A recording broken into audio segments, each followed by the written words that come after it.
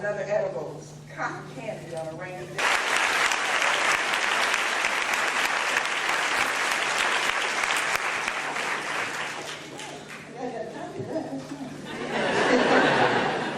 I'm really delighted to be back in Miami. I teach at Virginia Tech.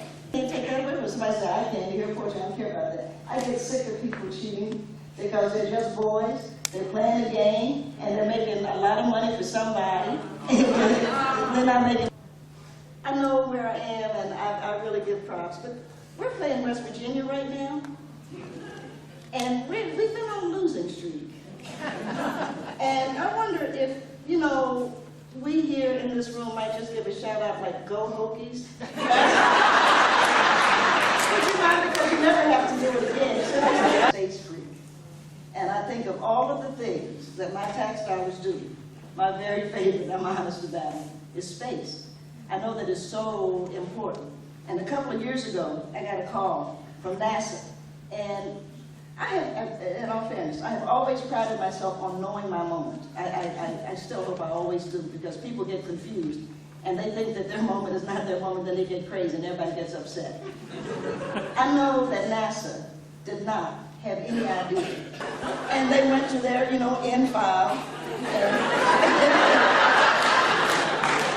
And somebody said, well, Giovanni, let's try that. They didn't have a clue. I'm sure somebody said, well, what does he do? It's what it's But they called my office and said, would Nikki Giovanni like to come and speak for Black History Month at NASA?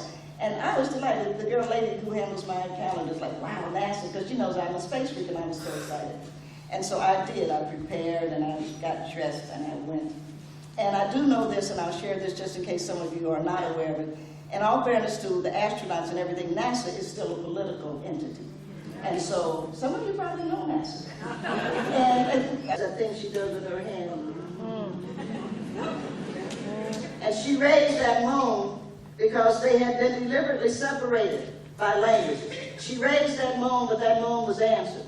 And what they were saying was, whatever it is, we will not only see it through, we will see it through humanely. I told Jesus it would be all right if he changed my name, and he told me I would go hungry. All of these songs are what's going to get us over Mars is the same thing. We're going to Mars for the same reason Marco Polo rocketed to China, for the same reason Columbus trimmed his sails on a dream of spices, for the very same reason Shackleton was enchanted with penguins, for the reason we fall in love. It's the only adventure. We're going to Mars because Perry couldn't go to the North Pole without Matthew Henson, because Chicago couldn't be a city without John Baptiste Gustavo, because George Washington Carver and his peanut were the right partners for Booker T. It's a life-seeking thing.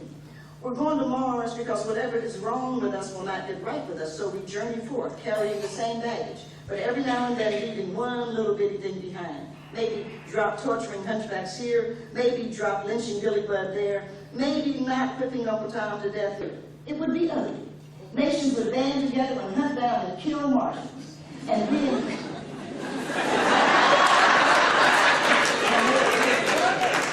being the stupid, undeserving life forms that we are, we would also hunt down and kill what would be termed Martian sympathizers. As if the fugitive slave law wasn't bad enough then, as if the so-called war on terrorism isn't pitiful now.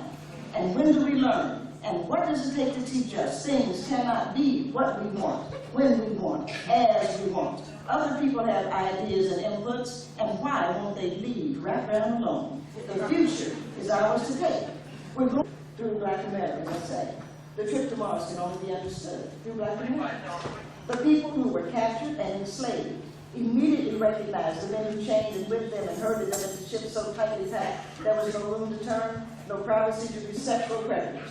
The captured knew they were in trouble in an unknown place without communicative abilities, but a violent and capricious species, another world.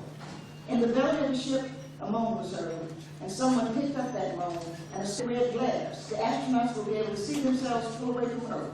As the ship goes deeper, they will see a sparkle of blue. And then one day, not only will they not see Earth, and as you climb down the ladder from your spaceship to the Martian surface, look to your left. And there you'll see a smiling community, quilting a black-eyed pea, watching you descend.